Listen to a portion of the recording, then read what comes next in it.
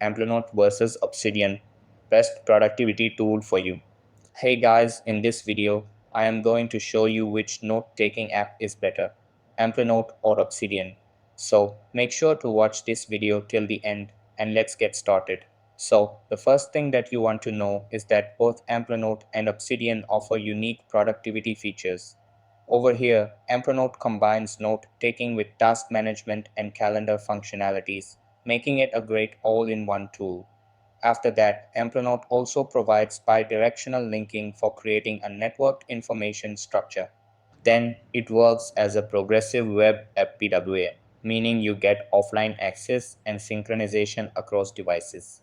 Now, let's talk about Obsidian. Over here, Obsidian is more focused on knowledge management. Then it offers a graph visualization feature which helps in exploring relationships between nodes. After that, it's highly customizable, allowing users to install plugins and themes to match their workflow. Now, moving on to user experiences.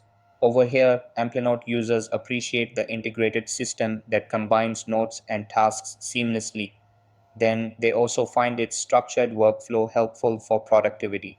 After that, Obsidian users love its customization options and the graph view, which makes it easier to understand interconnected ideas. However, Obsidian requires more setup since many features depend on plugins. Next, let's go over some important considerations.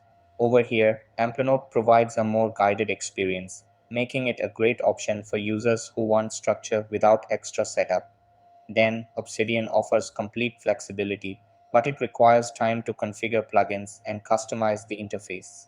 Finally, let's go over the conclusion. Over here, choose Amplenote if you want an all-in-one productivity system with built-in task and calendar features.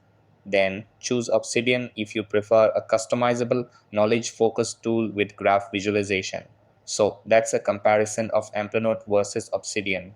That's all for this video.